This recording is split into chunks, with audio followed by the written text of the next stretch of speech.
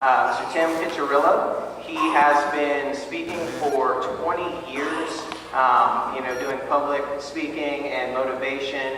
He has an awesome show ready for us tonight. He actually just got word that he, in January, will be the keynote speaker at the International Education Conference in Orlando, and he's here tonight to talk to us about, overcoming obstacles and living out this avid lifestyle. So if you guys give him a round of applause, he can come on here. Yeah. You hold my cell phone? Thank you. Thank you. Yeah. How we doing? How's everybody? You determined? Yeah. Come on, let's hear it. Say absolutely. You gonna go to college? Absolutely. Can you do it? Are you sure? Of course you can. Now I gotta tell you something right off the bat. When I was your age, when I was in middle school, how many middle school kids we got here? Where are you? Where are you, avid students? Let me see you. Raise your hands up. Get them up real high, just avid students. All right, now, put your hands down. Parents, raise your hands. Cool. Avid students, give your parents a round of applause. Yeah, everything I hope to be. Now let me just tell you right off the bat, when I was in middle school, where's the sixth graders? Where are they? Where are you living? Over here, you can tell, because you're only about this big. Right? Little tiny, short, small people. Seventh graders. Over here, now you get a little bit cold. Where's the senior citizen eighth graders? Where are you guys at? Yeah, you can always tell down this day. We're king of the hill. Now, when I was your age, whether it was 6th, 7th, or 8th grade, I was a geek. Now, we're not talking computer geek. I was a geek. You know what I'm saying? How many geeks do we have here? Any people like that? Oh, we do have that over here. Oh, this is so cool. All right, now, I was also considered a dork. We have any dorks? We have dorks. Wonderful. One last thing, an old thing a word from back in the, I think, 50s. Nerds. How many nerds? Raise your hands. All right, let me tell you something about that. It took me a lot of years, because I was a geek, the dork, and the nerd, and it took me a lot of years to figure out that I wasn't, and neither are you. You are amazing, aren't you? Say. All right, we're going to do this with passion until we get it right. Are you amazing? Absolutely are. Now, the reason I say that, I call this program the Magic of Your Potential. And I've been speaking to kids all over the country, 45 states, Canada, for 20 years, because I believe in you. I believe we all have this thing inside of us. If you showed up on this planet, you have it. You can't see it, you can't feel it, you can't taste it, you can't see it. You don't even know it's there, but you know what it's called? It is called potential. All of you have it. All of you have it. You know what the problem is? Because I study people. I pay attention to people all over the country. Every place I go. Most people only use about 20% of it. You got so much more to use. And you got to think of the possibilities. Now, why do I know this? You're saying, well, how do you know, Tim? I'm going to tell you my story. Do you know why they called me a geek and a dork and a nerd? I have a little disability. And you don't see it today. Now you just thought, just a little bit, because I'm talking about it, so it's showing itself. How many have heard of Tourette's syndrome? Raise your hand if you're real high. All right, now, how many think I'm going to swear at you?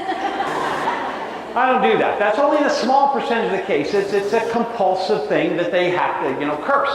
I don't have that. But see, I have the other symptoms. How many know what the symptoms? Avid kid, 8th grader. What's Tourette's do? What's a main symptom of Tourette's? What do we do?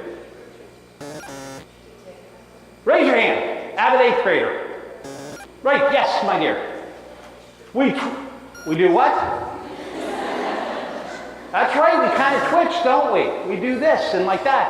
And I really had it bad. On a bad day, I look like Britney Spears in concert, Oh yeah, you think Justin Timberlake can dance. You never saw me on a bad day. You got this Tourette. But I would use it. I would use this thing inside me that I didn't even know what I had. When I was your age, I didn't get diagnosed until I was 16. Because I was back in the Stone Age. They didn't even know a whole lot about it. So, what I had to do was learn how to deal with it. And it was really tough at first. And my brother, one of my best friends to this day, he'd make fun of me. I'd be sitting there ticking, and he'd be over there going, and he'd laugh, and I'd wait till he'd walk in front of me, and I'd go, boom, hit him right in the head. And then my mom would say, what do you do that for? I'd say, it's my Tourette's, I can't help it. So I had this thing really bad. And what happened was, by the time I'm 15, almost 16 years old, I'm on the couch, 20 hours a day, going like this. My body is not stopping. It is ticking uncontrollably. Going like this. 20 hours a day, 4 hours of interrupted sleep a night. My body's just going. I'm exhausted, I'm sore, and my body just keeps ticking. I slept for 4 hours a night, interrupted sleep. I'd wake up every half hour just to tick, but that wasn't the worst part. The worst part was I had a biting tick. How many have ever been at a restaurant or a picnic or a party, and you're sitting there, and out of the blue, just for no reason at all, you bite your cheek? Ah! Yeah, you know what that feels like, right? Doesn't feel too good. Imagine doing that every couple of seconds, every couple of minutes. And that's what I did. I bit my cheeks till there were holes on either side of my cheeks. And my cheeks swelled up. I was like a chipmunk storing nuts for the winter. And they were so sore. I had a bottle of chloroseptic, this stuff that would just deaden the pain. And I'd spray it in there every couple of seconds, every couple of minutes. And I couldn't take solid food because I couldn't have anything touch those sores. I became emaciated. I was just really skinny, I couldn't eat. My mother would make a milkshake twice a day, drop a raw egg in it so I had some sort of nourishment. And I remember I was so much pain. And at the same time, I had a teeth grinding tick. How many of you adults grind your teeth in your sleep? Anybody? That's stress, you're working way too hard. Now me, it was a tick. And I would do it while I was awake. I ground my front 6 teeth, bottom teeth, out of my mouth directly. That's how bad I did.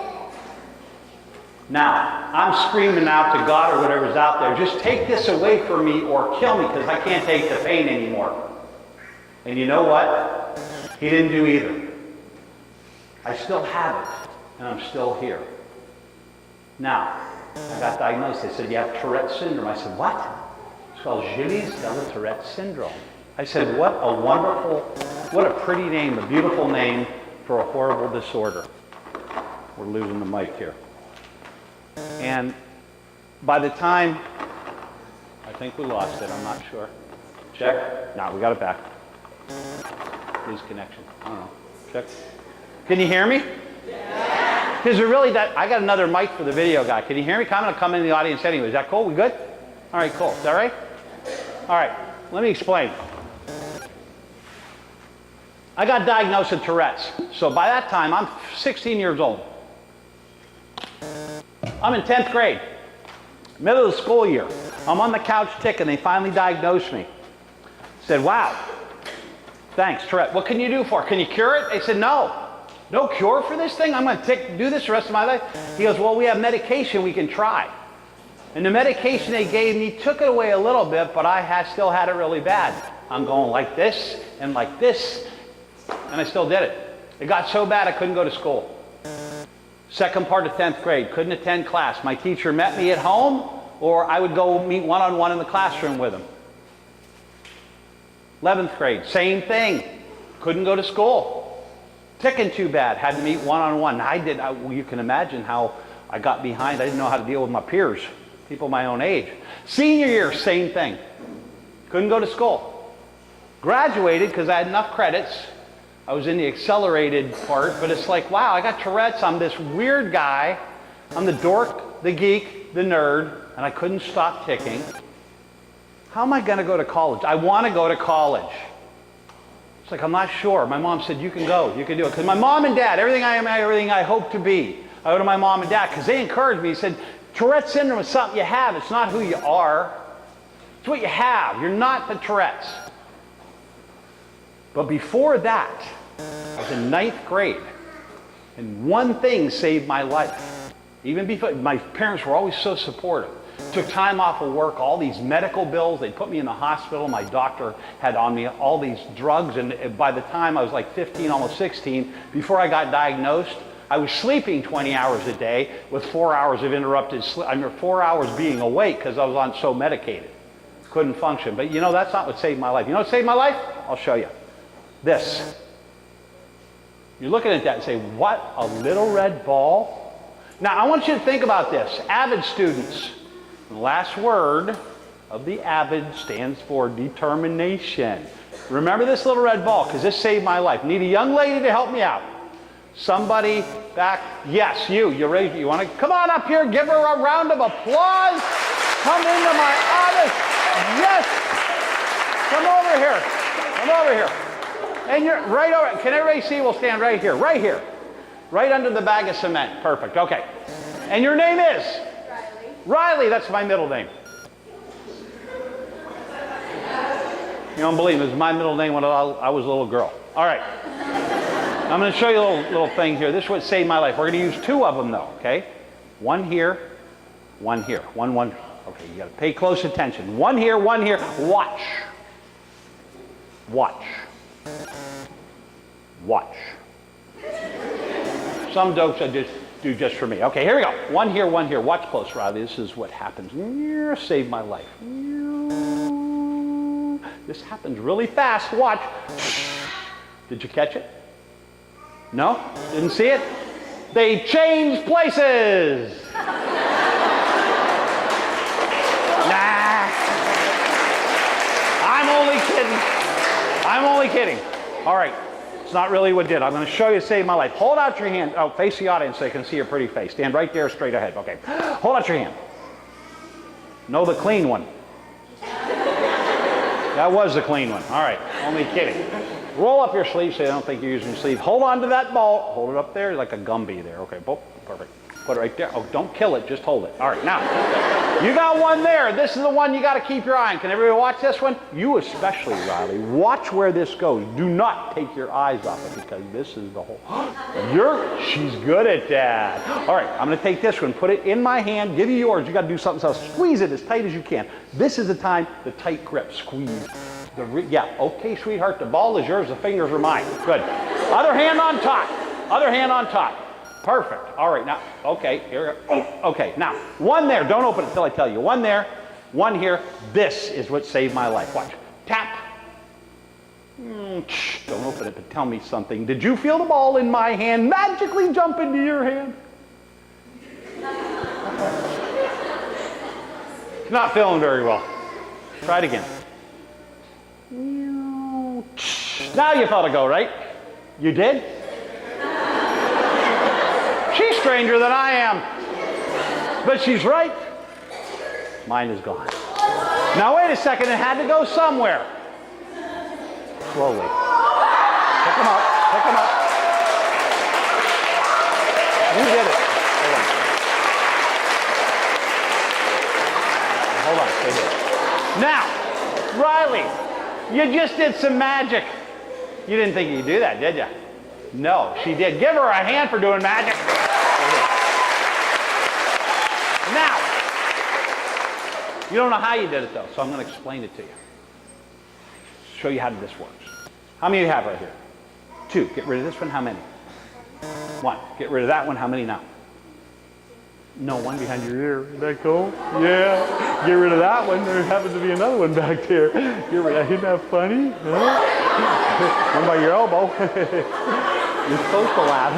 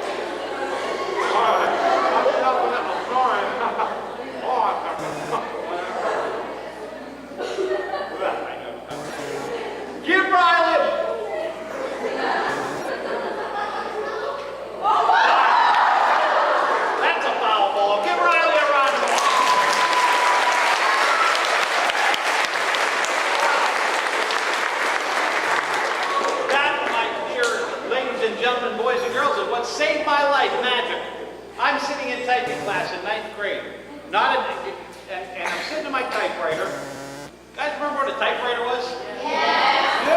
Been back in 1974 BC. Before computers. I'm sitting there at my typewriter like this, type it, but not like you guys do it. Your computer keyboard going like this, very calmly. No, I'm going like this, you know. My typing teacher, John Lovell, comes up. He says, "What's that? Your typewriter?" I said, "I don't see anything." He said, "No, there's something back." I said, "What?" He reached down, his hand was up. He reached in and he pulled out a $50, shiny $50. Wow, magic! I was enamored. I was just taken. It's like, wow, wow. Now, I didn't feel too good about myself. I was a geek, right? I was a dork. I was a nerd. You know, he showed me a different trick every time I went in because he was practicing. He saw that I had this love of magic. He invited me over about a month later. He said, "Come over to my house tonight, and I'm going to do my magic show." So he performed his magic show. His girlfriend at the time, became his wife, was his assistant, set a recliner down, and he did this wonderful 40-minute magic show. Wonderful show. White doves, rabbits. Just an incredible magic show. I was bitten. Do you know what I show? Where's Riley? Where'd she go? There you go. Riley, you know that's the first magic trick I ever learned? The professional magic trick was that one ball in my hand, one in yours. I had two. Now, this is the guy that didn't feel too good about himself. This is the guy that couldn't go to high school.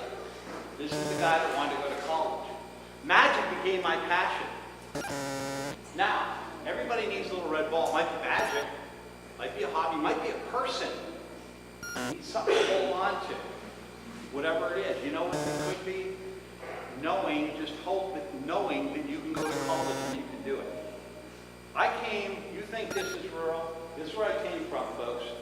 I lived in a small town in Pennsylvania, northwestern Pennsylvania, little valley, 4,200 people. There were 35,000 people in my county. I mean, we were so rural they had to pump sunlight to us. And I wanted to go to college. My mom said, "You can do it." I remember I got accepted to Clarion University in Pennsylvania. The night before I went, I was scared to death.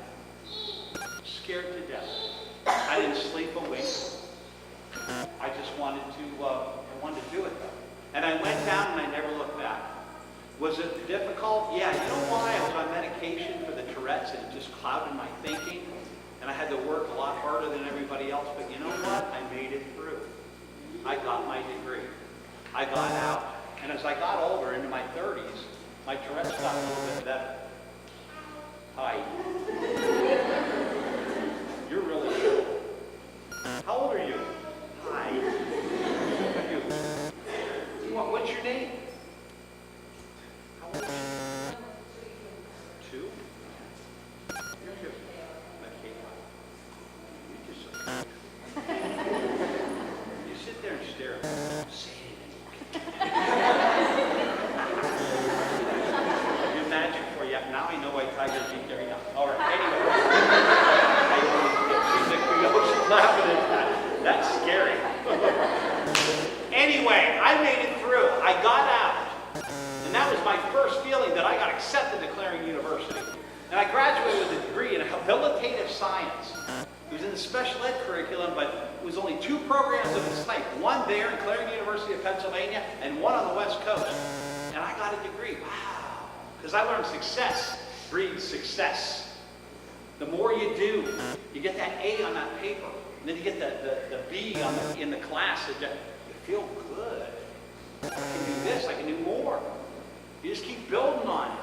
See, if you sign that contract and you know you can take these courses and you study, you can do it. I'm living proof. I had everything against me. I had Tourette's syndrome. I was made fun of. I was the weird kid. I had medication clouding my brain. But I did it because I wanted it. You got to want it. Everything that you do in life, it boils down to one thing. How bad do you want it? Because all it comes down to, any goal you have, is figuring out what you want, exactly what you want. College, right? Figuring out the price you're going to have to pay to get there. I'm not talking money. I'm talking the price you have to, what do you have to do? You have to study. You have to, I can't hang out with my friends because I got a test tomorrow. You got to sacrifice. So figuring out that price you got to pay to get that degree, and then being willing to pay that price. And in the meantime, to even get into college, taking those tougher courses, studying so you get good grades, so you can get accepted. But it's doable. I'm living proof. If I can do it, anybody can do it, right? Because let me tell you something. This thing called life, this thing called education, everything I'm talking about today is up here. I'll explain what I mean. Want to do some magic? How many want to do some magic? You want to? Absolutely! Okay, hold on. Let me find it here. All right, here we go. Coming back. Yeah. All right, now, inside this little red bag, I'll do this up here so you see. You know what this is? A bottle. It's an empty bottle of San Pellegrino sparkling water. Now, we're going to put it in the bag. You're going to do magic. At the count of 3, you're going to say a magic word. Not the kind you're used to. Abracadabra, presto, change. No, I'm not doing that. This is a special magic word. A magic word I learned in church. Bingo. So at the count of 3, you say that. Watch what you do. 1, 2, 3. Bingo! So cool. You have magically changed that bottle, transformed it into a bottle. This is my home state, Pittsburgh's own Heinz ketchup. No, wait a minute. Hold on a second. That is not the best part of the trick. Watch what the best part of the trick is. When you say that magic word, we're going to say count 3. You watch what happens next. Ready? 1, 2, 3. Bingo! What was in there first? Bottle of water. What did it change into? Ketchup. You know what you've done now? You've transformed the bottle of ketchup. Are you ready? Drum roll, please. No, I'm just kidding. You ready? You transform the ketchup back into the water bottle. Isn't that cool? No. You don't like that trick. That trick stinks. You don't like it. Go ahead, hold on. Let me ask somebody here. Raise your hand. Okay, one person. Okay, right there. No. I don't. Come on. Sit down. To be honest with me, did you like that trick? No. Thank you. You're on. What's your name? Jake. Jake? No. Jake. Jacob? Jade. Jada? Jaden? Jade. How do you spell it? J-A-D-E. Jade.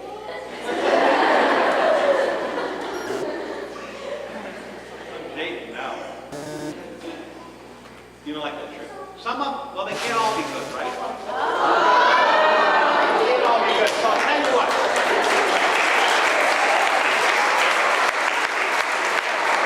Let me explain. I only got a couple more minutes because I got another program to do in November. So what I found out was what you just saw is what magicians do. We take you down the road and you think, oh my goodness, what'd you think there was what? Jade, how many bottles in there?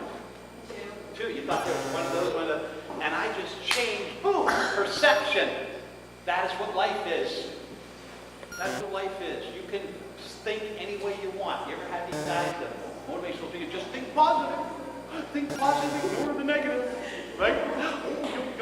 No.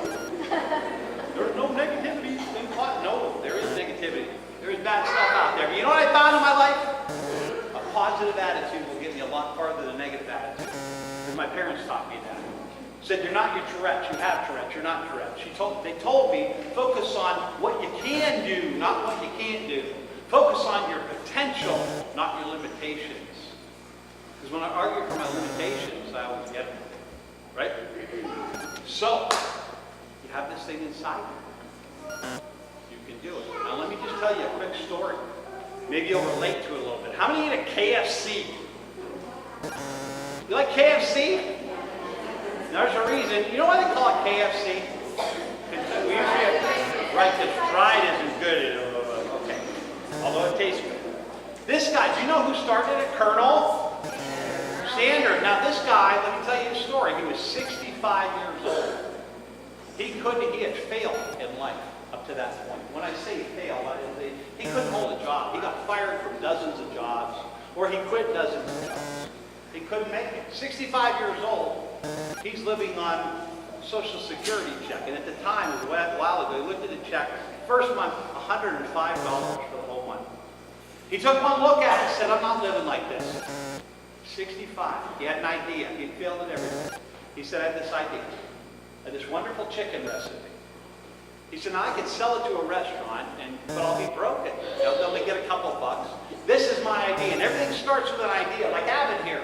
The idea is to go to college and say, I can do it. So he had this recipe. He said, I'll give it away to a restaurant. Give it away. All they have to do is give me a percentage of the profits they make from their chicken recipe, from selling the chicken, and I'll have money keep coming in. So he knew what he wanted, knew his outcome. And he expected to get it, he committed to it, just like you're doing when you sign that contract. You know what a commitment is? It's a decision. And when you make a decision, you cut off all options. I'm going to do it. Determination. So he took that idea all around to his local restaurants, and everybody said no. But he didn't stop there. He went to the outlying areas, because this formula is take that massive action, see what's working, what's not working, and try something different, right? And he went to the outlying areas and all these different, and everybody said no.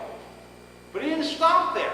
He kept going. He kept going. He took out across the country, sleeping in the back of his car, because he had no money to pay for motels or anything like that. How many no's did this guy buy? 100? 200? 300? I don't know about you, but I feel like 300 no's. I would say, I better check my recipe. No, he got 1,009 no's before somebody said yes. Persistence, he didn't give up. Now let me tell you what happened after somebody said yes. Within 5 years, every town in America had 30,000 people, population, had a Kentucky Fried Chicken restaurant store in the towns. Within 5 years, toward the end of his life, he was making so much money, he gave it away. You know what he gave it to? Anything related to education. He believed in the power of education. This is where it's at. This is where it starts. Sign the contract. Go after it. Believe you can do it. I can stand up here all day and tell you, I believe in you. Your teachers every morning can stand in front of the class and say, I believe in you. Your parents, when you go home, say, keep going, I believe in you. You know what it boils down to, though? Do you believe in yourself? Do you know you can do it? When you start doubting yourself and you think you can't, remember me, what I went through. Can you do it? Absolutely. Let's do it a little louder. Can you do it? You guys got what it takes. Now, you have been, I got to tell you right after that, a wonderful audience. Give yourselves a round of applause.